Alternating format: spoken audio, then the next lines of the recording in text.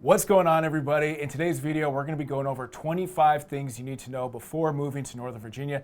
My name is Jeff Layton. I'm a local real estate agent here. This is Rich Conlon. He's a local lender. And we both still live in Northern Virginia, grew up in Northern Virginia. So if you're thinking of making a move here, you're going to want to watch this whole video. Yes, this is your Nova Inside Scoop. All right. So, number one, if you see a Maryland driver, give them space. You'll quickly realize driving around Northern Virginia, the DC area, Maryland drivers, I don't know what it is, but they are always driving fast and sometimes recklessly. I believe there's actually a national statistic that Maryland drivers are ranked #1 worst in the country. But I recently had an encounter over in your neck of the woods in Arlington, and a parking situation where it created unnecessary traffic within a tight parking area outside a coffee shop. So, of course, looking at the plates, it was Maryland. It all made sense, and everybody was so happy to try and maneuver around a terribly parked car. Terribly parked, and also you mentioned possibly going in the wrong direction, just in a parking lot. Yeah, it was going in the wrong direction. It's 2 lanes for cars to go in and out, and the way they parked, it simply was just a one-way only. Okay, so. And I think their insurance rates statistically are actually like the highest in the nation, something like that. Next point, Northern Virginia is a competitive market. Pretty much all across Northern Virginia, like there's always pockets here and there that are going to obviously be more competitive than others, but generally speaking, the Northern Virginia market is competitive. We see multiple offers. You need to close quickly a lot of times. We're actually dealing with a property right now in your neck of the woods in Sterling, where they're calling for offers. It's a townhouse. They're going to have like 3 or 4 or 5 offers. So we're trying to do everything we can to make it more competitive by, we're saying, hey, Rich, how fast can we close? Yeah. Can we waive contingencies? That type of thing. Yeah, I think we've seen the competitive, region expand, right? That kind of area in which it was always competitive, closer to DC, was more of the competitive nature because of the proximity, typically with jobs. But, from COVID and over the past 5 years, we've seen that area, that map area of the competitiveness expand into, like I said, Sterling, Loudoun County now, further out from there. So it's certainly a very fast-growing competitive market, reaching farther beyond than we've ever seen before. Yeah, like I do a lot of business around Arlington, Alexandria, McLean, Tyson's Corner, and every now and then I'll do a deal. I had a deal in Warrenton this past year, and there was like 3 or 4 offers. Manassas, I remember we had multiple offers. So if you see that property, your dream property, pop up on like a Wednesday or Thursday, do not wait until the Sunday open house. You need to like literally see it that same day. Sometimes they go under contract before the open house, so you need to like really move quickly on these deals. And if you're working with a team like ours, like we can get you into the property the same day, basically, so long as the seller approves it and all of that. But you really cannot wait around. Yeah. No, I would say this market's very unique compared to the rest of the country, outside of New York and LA, where everything is very fast moving. So the more prepared you are, the more support, the better support and team that you have that allows you to move quickly is integral, obviously, and pursuing and ultimately getting the property that's going to check your boxes. And just another quick story, like I hear sometimes where it's like, oh, my agent's out of town, we can't see it until next week, or like the lender, we had a deal recently where the lender didn't respond for like 3 days, and their buyer basically lost the deal because of that. So you need someone where you can text, call them, email them right away, and move quickly. Yeah. Next up, the development. So all across Northern Virginia, and I actually just did a video on different development projects coming up. There is a ton of development coming up, construction, cranes, noise.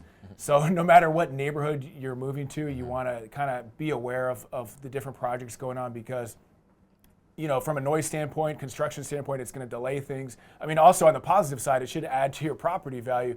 If like, for example, over by Landmark Mall, they're doing a complete redevelopment of that area. Multi-billion-dollar project will add a ton of value if you purchase a property around there. Yeah. But it's something to be aware of. Like, hey, do you want to deal with a construction project for the next year or two? Yeah. I mean, Amazon, right? Amazon's one of the one of the largest companies, and they have in Arlington, in your area, They have the headquarters that they built there. That created a lot of stir, development. They also, Amazon came to the Loudoun County area, right? And building a lot of infrastructure there. So obviously the growth and the infrastructure, the business has generated even more buzz, even more demand, right? For those companies create, now jobs being created there, right? People need to then want to live near, obviously, where they work. So, with that, the development of the metro, right? The metro's always been around DC, Arlington, and that kind of area, but now that's expanded out to Reston. That was a big move. Now it's all the way out into Loudoun County. So, yeah, the growth and development from a business standpoint, translating into the real estate market, has been extremely aggressive and very fast moving over the past 5 to 6 years, which creates that demand, right? Around the metro, you're going to get most of the development. And don't think that, if whatever project is going on, whether it's around the metro or whatever type of development, they'll say, hey, expected completion date is like a year from now, 2 years from now, it's going to cost this much. They always underestimate the time and cost of it. So if it says it's only going to take a year, plan on 2 or 3 years. If the cost is only going to be this amount, it's probably going to be a lot more. It's the same if you're doing a construction project with a local contractor in the Northern Virginia area. I just did a kitchen on a property I had, and it's supposed to take 3 weeks and cost this amount, and took like 4 or 5 weeks, cost a little bit extra, which it's not to say the contractor was bad, but there's always these unexpected costs and timing and things like that. Yeah, there's been obviously it's been all over the news, and it's for a while now with just kind of the shortage of the supplies, right? New home builder developments, it's kind of been a restrictor for them and get into meeting those delivery timeframes. So we do renovation type financing, we do new construction or custom build. They're all an integral facet of this market, but it does get a little bit trickier from a timing standpoint, meeting those deadlines, and then the cost of those goods has certainly gone up, with the limited availability of them. So everything seems so expensive nowadays, no matter where you are. Which brings us to our next point, the cost of living here. So the cost of living in Northern Virginia is pretty expensive. Like, we're not San Francisco, we're not New York City, but we're going to be like one of the top 10, probably top 15 most expensive places to live. Yeah, no, I can certainly add to that. There's the cost of living. Everyone knows whether you're renting or buying, right, the house. But the other key things, like if you have a family, kids, childcare. Oh my, childcare is essential. I will say that. We need it. It helps my family. I've got 3 kids. But the cost of it is a pretty penny. And my wife and I have we've explored, kind of just seeing what it, talking with friends that don't live in this area, live, down south, Florida, Carolinas, and so forth. And it kind of blew us away as to how much of a difference it is in terms of just childcare, because I think that's a big part of the area, that we see. So obviously the cost of living from a housing standpoint, but when you're talking childcare, that affects a lot. And again, that's another added cost that's unique, I think, on the higher end. And your childcare is in Sterling, or do you go? Right now, currently, we're in the Loudoun County, Sterling, Cascades area, and so that specific region, we're talking about, I'd say Loudoun County as a whole, has become a big, high demand hotspot for families, starting families or long-term, kind of the dream home situation, because the land and the size of the home that you get out there compared to if you're right in DC or in Arlington, you get more for your dollar. And with the shift in the job market, where companies don't require you to be in Monday through Friday, there's that flexibility of working from home. We've seen a massive push to that Loudoun County area with with that style home and those families, right? So it seems like every corner you turn around, there's a child, there's daycare there, there's a daycare there, there's daycare there. And now we've also seen a ton of I grew up, I don't know if you remember like the ZZ Zone for kids, where it was like an indoor playground. Oh, it sounds fun. I don't know about that. I remember it as a little kid in Vienna, but that is something that's just like a booming business. If you want to start an indoor childcare, or an indoor facility for kids to just play, it's not even childcare. It's just take a playground outside, put it indoors, right, for the winter time. Yeah. It's a booming business because parents, it's tough with kids that have a lot of energy, especially younger ones. During these winter seasons when it's just too cold for kids to be outside, it's the hot, it's the place to be. Birthday parties galore. Yeah. So that's Does sound like another facet. Yeah. A lot of daycares popping up. Hopefully not too many. Okay, next up we have public transportation. So the great thing about Northern Virginia, yes, we'll talk about commuting times and things like that, but there are a lot of options. Obviously, we have the Pentagon, which is one of the biggest, I think it's the second biggest office building in the world. So there's plenty of ways, like we have the metro system, which has been growing. We have buses, we have the VRE, park and ride systems. Some people actually bike to work. There's different trails you can actually bike to work. Some people, if you're close enough, walk to work. And then obviously some people drive to work. So there's a lot of different options. Yeah. Well, you got Uber too. You got those driving services, Uber, Lyft. I don't know. I can't even keep up now. Yeah. And it's like a big thing, not necessarily in my area in Loudoun County, but definitely in your area. I'm seeing a lot of people with the scooters. Yep. The scooters and those bikes that are kind of like, it's like a little bit, you pay for a little bit. Is it the electric bike? Oh, the no, you're electric- talking about the bike shares. Just like, Yeah.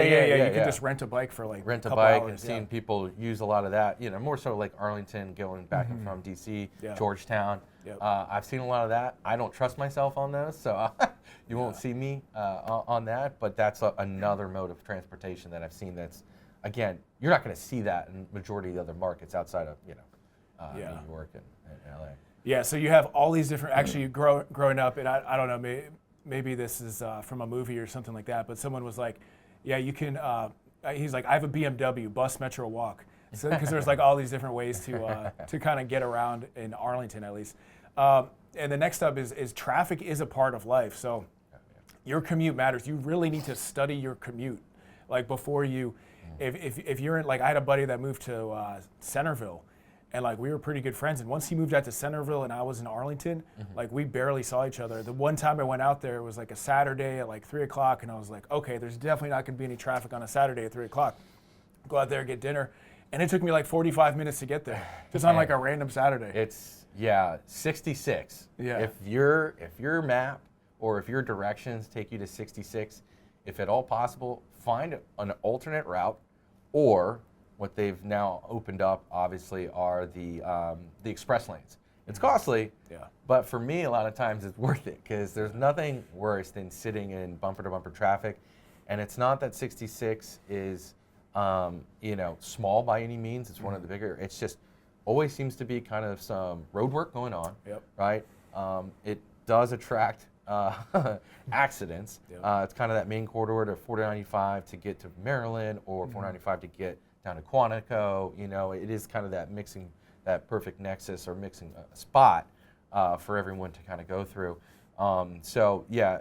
Traffic is brutal. It has their downtimes, but that window of downtimes has certainly diminished. Again, it kind of goes back to the growth of this area, right? The more Amazon, Google, all these big businesses opening and creating more and more jobs, which is drawing more and more people here. And the people that have been living here typically don't want to leave either, right? So it's constantly growing, and sometimes the infrastructure. I grew up in Tysons in Vienna. Oh man. I used to know all the back roads to get around Tysons Corner. After a while, those back roads, everybody else knew them. So there was no way around it, right? So adjusting time frames, budgeting, getting to appointments or whatever it is that you're going to. You got to know. You got to know the time of day. You got to know where you're going, direction, and budget some extra time and be ready. Yeah, be strategic with it. Like I've told this story before in different videos, but we were making an offer on a property, I think it was in Ashburn, and the person had bought the house sight unseen, and they were selling it after like 6 or 12 months, so like a short time frame. So I asked the listing agent, I was like, why are they selling it so quickly? Looks like a nice house. And they were commuting from Ashburn to Alexandria, so they didn't really wow. research the commute there. And then after like 6 months, they just couldn't deal with it Couldn't anymore, anymore. and they were just like they had to sell. Yeah, yeah. I think if the only cases that we've seen where clients are, hey, you know, my job is located in Alexandria or Arlington or DC. The only instances where our clients are buying out beyond Fairfax County, right? So we're talking Reston, Loudoun. You know, if they're buying out there, they have some sort of flexible remote schedule. That's it. It's just not. No sane person is going to be able to withstand the 5-day daily grind of driving to and from. Exactly. Yeah. If you have like a 3-day schedule, like living further out is fine if you have to commute to DC, but definitely keep that in mind.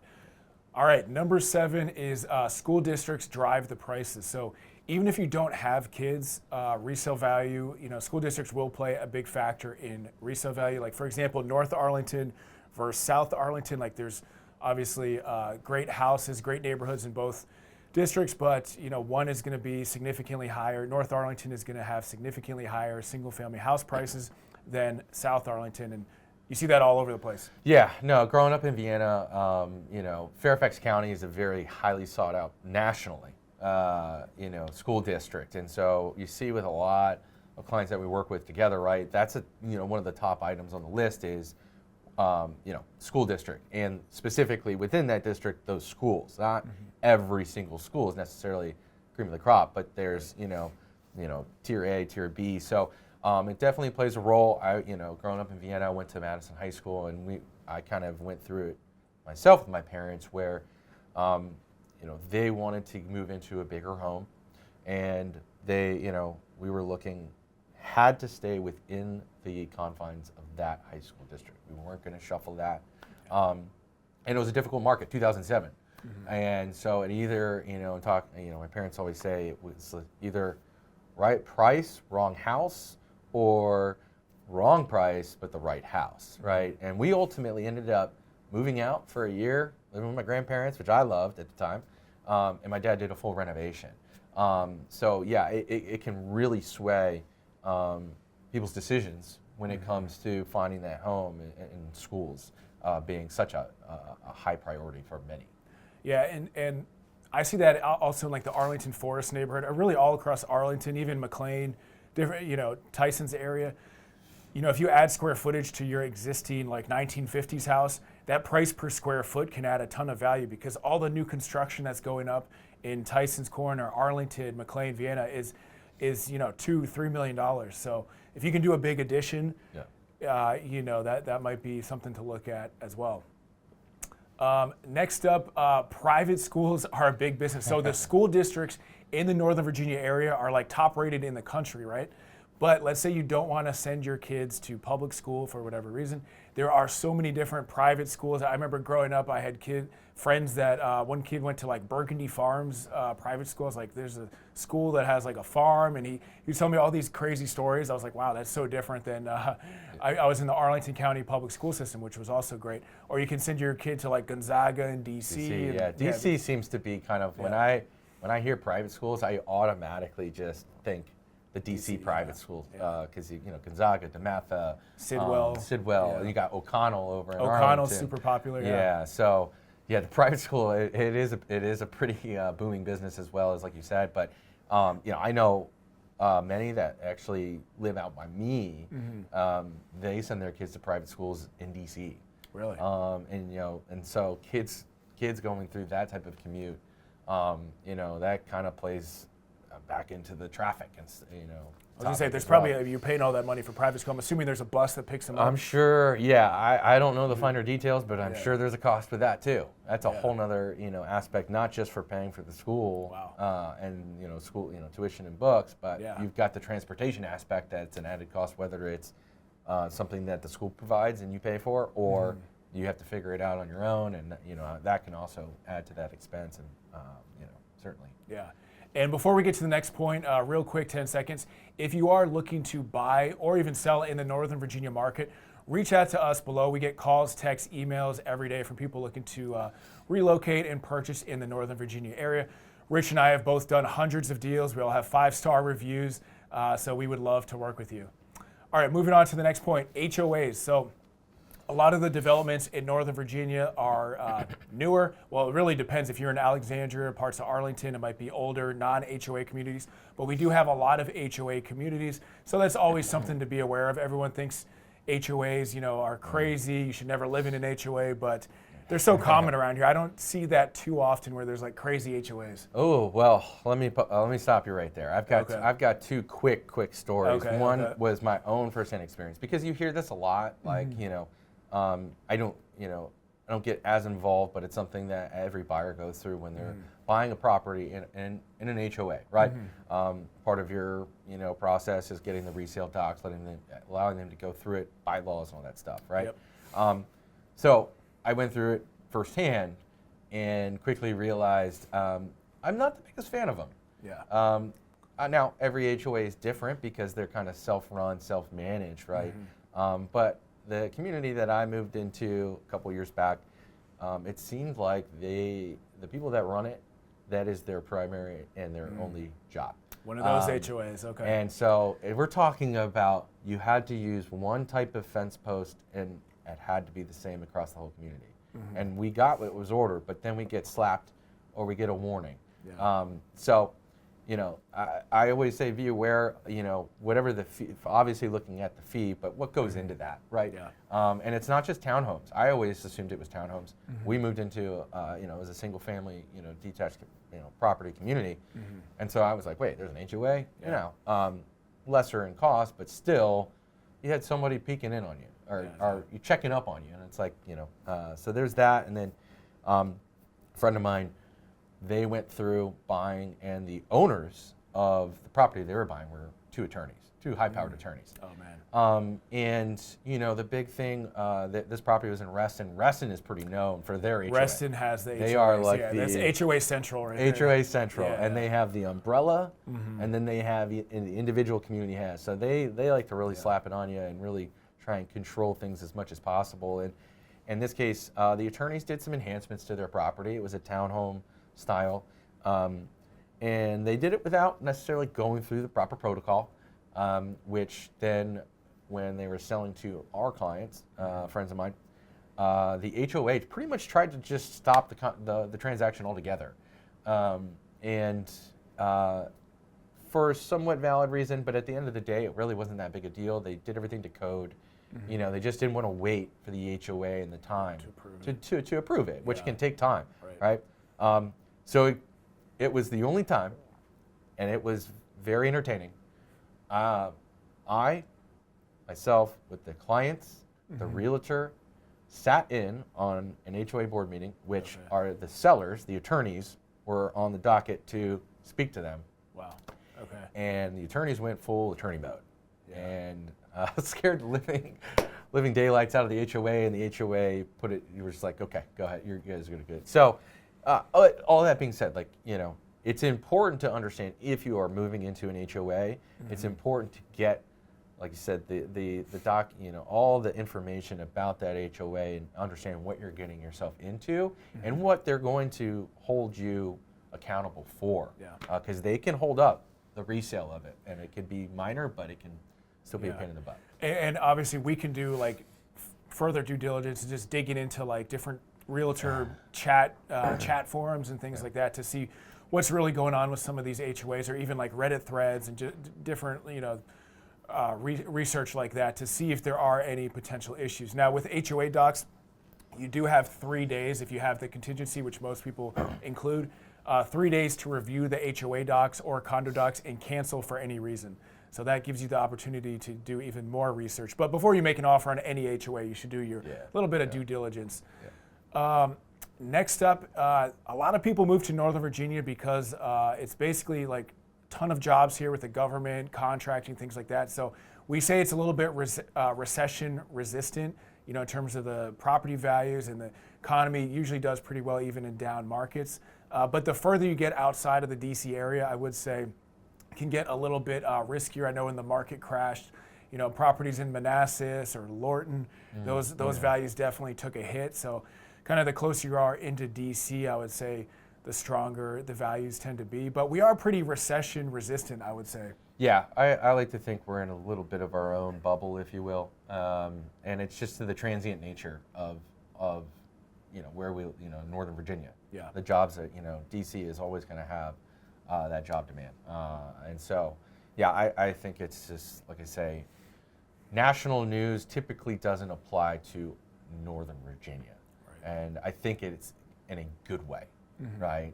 You're in a tier in a class of your own where you're not as impacted as you may think, and again, it's typically for the positive. And we've had a lot of big companies move here recently, like Amazon HQ2 chose Arlington out of like 250 different cities nationwide. And then Nestle, the candy company, just moved their headquarters to Roslyn a few years ago.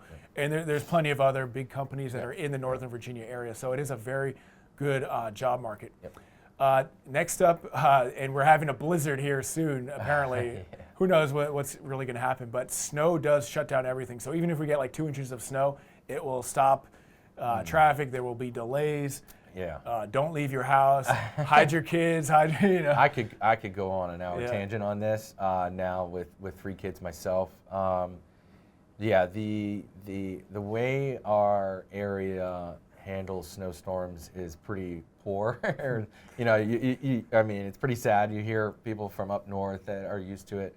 They're like, school was closed earlier this year, like a month ago. Mm-hmm. It did not snow one drop, but the threat of it Yeah. actually caused the schools preemptively to close. Right. And so, like you said, we have this pending snowstorm, which is calling for 18 to 24 inches. It's like Snowmageddon around here, where people are hammering the stores. Lines are out the last minute, thinking that they're going to be in their houses without power or stocking up. Mm-hmm. I was at Costco yesterday. The line was out. Costco's always long, but it was extra long. But yeah, so it'll be interesting. Our weather forecasters here are about 50-50, so I'm hoping Right, they're right. actually not on par with the 18 to 24, because I would like to be mobile. Yeah. I've seen videos of some Costco stores locally in Northern Virginia where Yeah. they're just getting cleaned out here. Yeah. Next up, the new construction home market in Northern Virginia is booming. It's not like Texas, where there's just all these communities with like $300,000 houses. If you're looking at single-family houses inside the Beltway, or even Loudoun County, different places, they're going to be multi-million-dollar houses. In my neighborhood where I grew up, Lyon Park, Arlington, there's like $4 million houses now, like not even $2 or $3 million, like $4 million houses nearby. So it is very expensive with the new construction. And then you go further out, Fairfax County, you can get some new townhomes, new houses, but there are a lot of expensive new construction houses coming up around here. Yeah, this is something that our team specifically has become very involved with.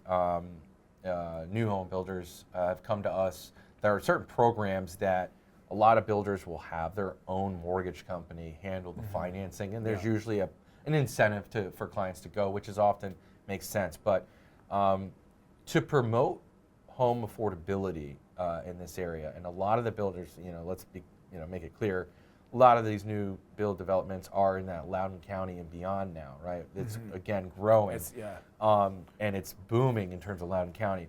But to promote that home affordability, because we've been talking about the cost of living here being so high, wages don't all typically match up or align with it where it fits perfectly. Every developer now, every builder that's doing these big communities has to set aside a certain amount, a certain percentage, or a certain number of properties that are classified as affordable dwelling units. Yep. And that is something that we specialize in. Okay. So if it's it's your first-time home buyers, that these homes that these developers are building in Loudoun County especially, typically the starting price is like $700,000 to $800,000, and going up in over $1 million to the low millions.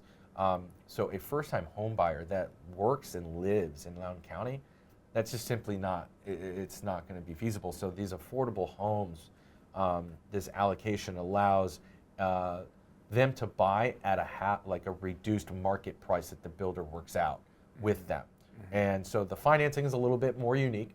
and that's where we've stepped in, and we've a number of builders, Pulte Homes, and NVR, to name a few, have come to us for handling the financing because it's unique and it's not necessarily the in-house lenders kind of in their repertoire or ability to facilitate. So Okay. yeah. And yeah, if you are looking at new construction, the builders, yeah, they'll offer some type of incentive typically with the loan. But sometimes, like we're just dealing with one, sometimes it might not be as good as you would think. So I'd always double check with Rich to see if he can beat it. Because sometimes they might say, hey, we'll offer you, 1% under like the market rate, and it'll be 2 or 3 years, and we'll pay your closing costs as well.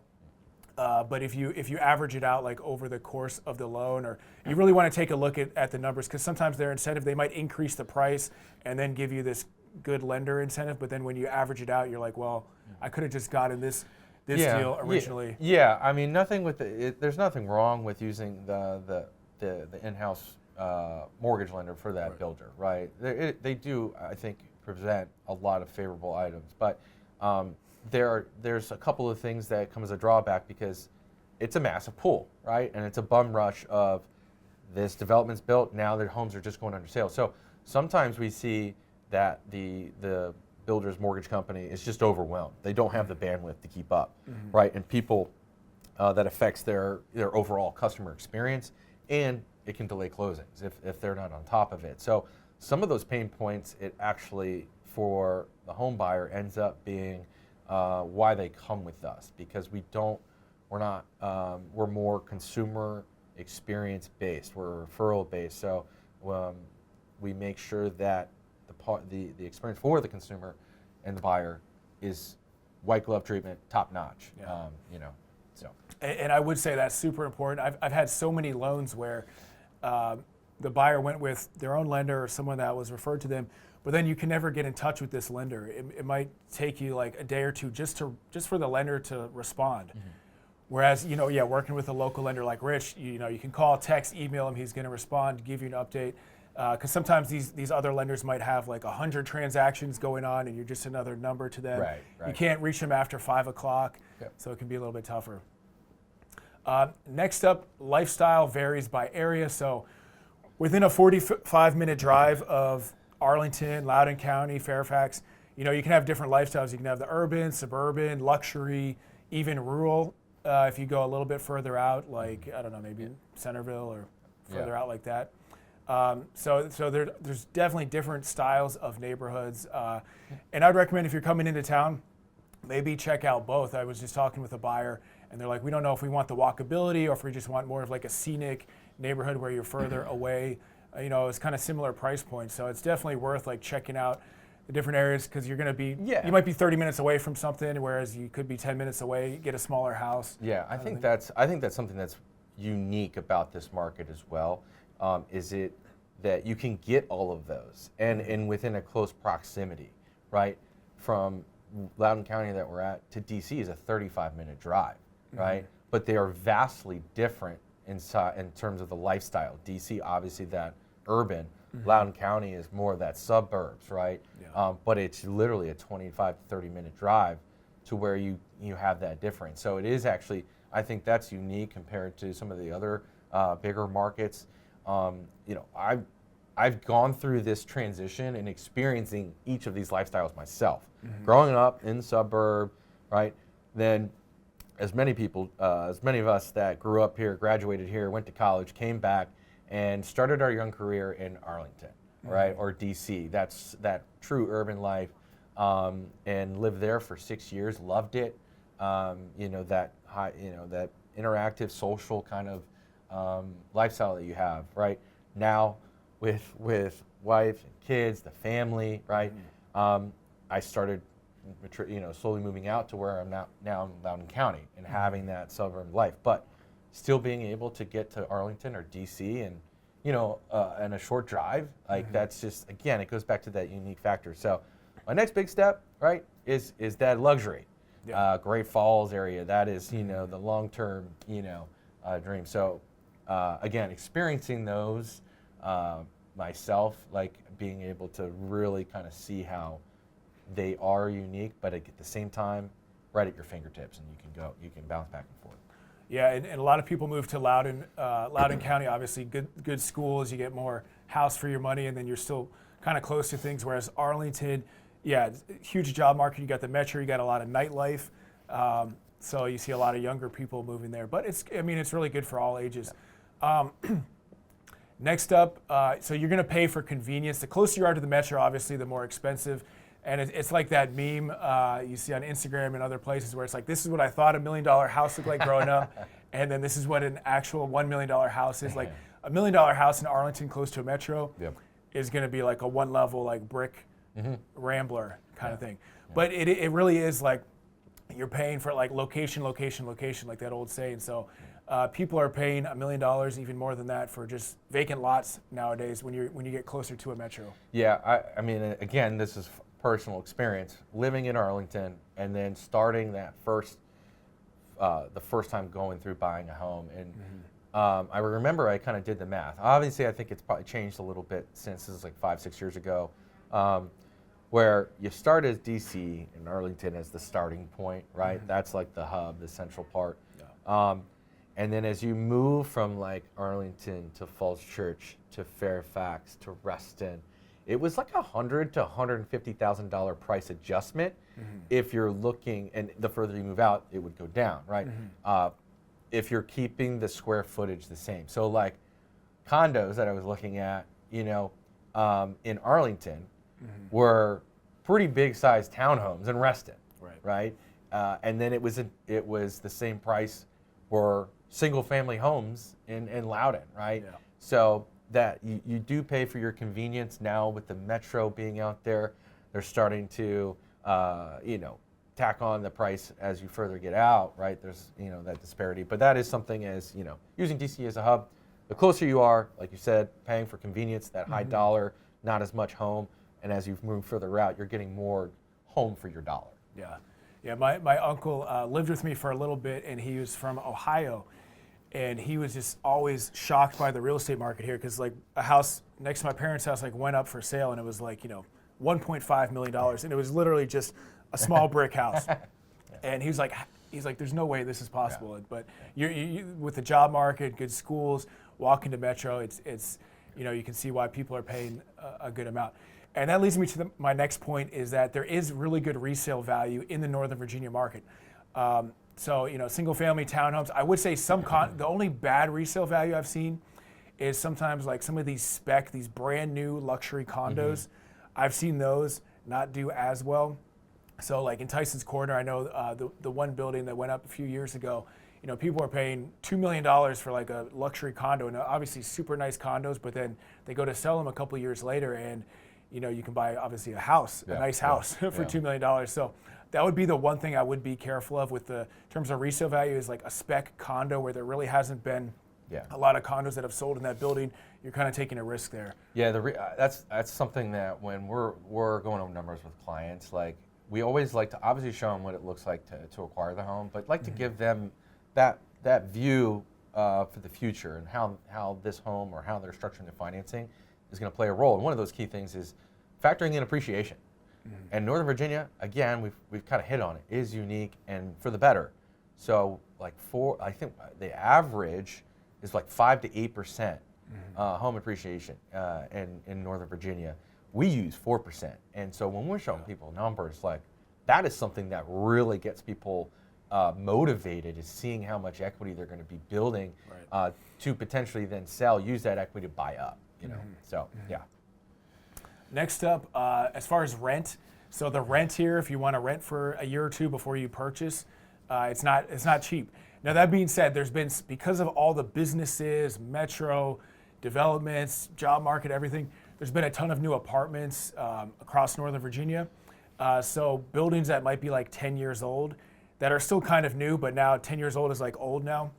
You can get pretty good deals. I was looking at for a friend a place nearby, and this luxury, new-ish kind of building is now not the newest building on the block anymore, so they have to give like good discounts. So, same way you look at a house, you want to evaluate, make a list of like 10 different options, and then try to find the best one. If you kind of sort through and find the needle in the haystack. Not even a needle in a haystack. If you just look at 10 options, you're Yeah. going to find some good deals. Yeah, with first-time home buyers, we're talking about renting versus buying. So I always say a couple of things. First, your interest rate, right? Everyone's talking about interest rates, obviously. Your interest rate for renting is 100%, Yeah. right? The other thing is you're renting, you're still paying a mortgage. It's just not your mortgage. You're paying someone else's mortgage, right? So it's important to kind of keep that in mind. Now, I have a quick question for you, Yeah. and something I always been curious about. I haven't heard anything, and it can be a simple yes or no. Is there any type of regulation on how much a rent can increase from year to year? Because I get a lot of people reaching out saying, "Oh, my landlord or the property management company just increased the rent at 3%, whatever it is," and it seems to be so drastic, forcing them to buy, right? So, is there regulation on how much they can actually? As far as Virginia, it's a very landlord-friendly, very business-friendly Okay, state. So all right. I don't think there is for Yeah. Virginia, unless you have some type of like affordable housing kind of unit. But in DC, I believe there is a cap. Okay. But Virginia, I don't think there is. I think you can just go up to market rent. I've looked. Yeah. Yeah. I haven't seen anything, so I was curious on the experts' take. Yeah. Obviously there's the moral aspect of it, but I don't think, I think landlord, like you said, landlord friendly. I think you're going to find a lot of people try to get greedy, and their mortgage. That's the other thing is a lot of times their mortgage payment isn't changing, so them increasing the rent is really lining their pockets, Yeah. right? Which, hopefully there is some sort of regulation that can help that out. Yeah, I would say though, so I have some rental properties in DC, and DC is more like New York City when it comes to it's not a landlord friendly place at all. But my mortgage payment on one of my properties has gone up by basically $1,000, and that's in terms of insurance and taxes. Yeah, that's. But good point. I haven't That's a good point. I haven't increased my rent, maybe just Yeah. a tiny bit. That makes sense. So- That's a good point. Yeah. So, but Virginia, in terms of buying a rental property too, Virginia is a much better place to buy a rental property than DC. Next up, so the parks and trails system around Northern Virginia, I think are also, I know in Arlington and also we have Great Falls, Yep. there's so many incredible parks and trails. So if you're into outdoors hiking, kayaking, boating, whatever it is, it's a great trail system. It's funny, someone was asking me they were like, do you like to go hiking? I was like, yeah, I love hiking. And I was like, when was the last time I ever went hiking? It was like probably one time. I've gone hiking in the past year. Yeah. I think I watch more YouTube videos on kayaking, hiking. I watch the Alaska Outdoor Boys, that kind of thing. But Yeah. there's a ton of great trails around here. Yeah, the trails are great, especially for we have a trail that we use for taking our kids to school every day. Okay. We live that close, and again, it's the trails. Reston's big on. They have great trails, Loudoun County, and then you've got urban trails, right? In Arlington through Alexandria, DC, right? That's one of the things I always find cool about going to DC is the amount of people running and exercising. And then you got the stuff along the Potomac River, Yep. right? So that's pretty cool. Yeah, the Mount Vernon Trail over in Alexandria is great because, it's just for exercising, biking, running. You're right along the water. You can get down to Mount Vernon, the Mount Vernon estate, and then some people actually use that to commute to work. So then you can there's It's whole a scenic drive. It's a very super scenic. Yeah, and for scenic hikes, Great Falls is by far the best. Yeah. That is the staple for if you're looking for hiking. So definitely. And you do have to get there. Don't go there during the busiest time because it can Yeah. get pretty busy. Yeah. Because it's so scenic. Yeah. Next up, we do have 4 seasons. We're about to experience our blizzard season here. We usually get a couple snowfalls per year, but we do have super hot summers, cold winters. Our weather in this area is going to be colder than places in Alaska. So we do get very cold winters. And then spring and fall are great. I don't know what Yeah. your favorite season is. Yeah, spring and fall are my Fall, favorite. yeah. Fall for that transition off of a hot summer because it does get very hot. Yeah. But that transition fall, I love. Football and sports that time of year is great. But there's so much the wineries and breweries make the amount now that is a booming business as well out here that absolutely is.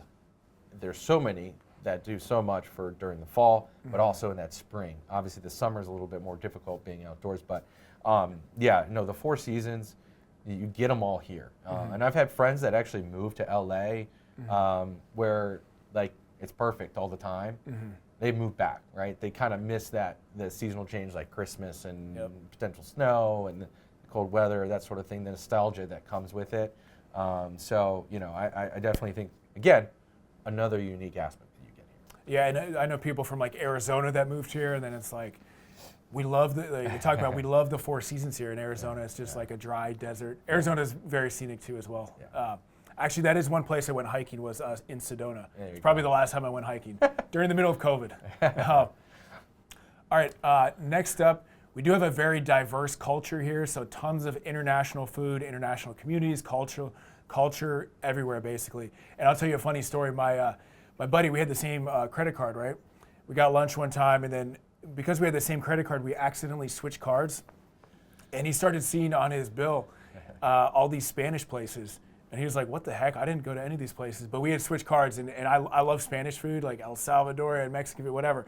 And so I was going to all these places, and then we finally figured it out. But I mean, there's a million different good cultural, spots to check out. That's funny to say, because I'm glad I'm not the only one that happened to. Yeah. A friend of mine, exact same situation. No way. Yeah. Oh, wow. It was comical, right? Yeah. But yeah, no, very diverse in terms of from food, and they have so many different events now. The different communities put on different. I mean, DC, it seems like every weekend there's some sort of special event, either Georgetown, but now that's also expanding out into Arlington, Loudoun, everywhere. Yeah. So.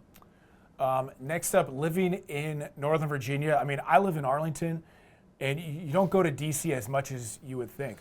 I mean, okay, that's a little bit of an exaggeration because I do go to a gym in DC. But generally speaking, you're not going out to like as many restaurants. I mean, I have some buddies in DC, so we'll go to restaurants here and there. And there's tons of great, amazing things to do in DC. But just being on the other side of the river, you're not like going to monuments and that kind of thing. Yeah, I mean, the monuments, right, because we've grown up here, right, that's, we've seen it all the time. So when tourists come in, it's a great thing to have, right? When you have friends from out of town, it's a great thing to spend the day doing. I'm kind of like you, where I, nowadays, predominantly in Loudoun County, very rare will I go into DC for a variety of different reasons that I have. But, like you said, it's an amazing ecosystem of different cultures and different places to eat and events to do.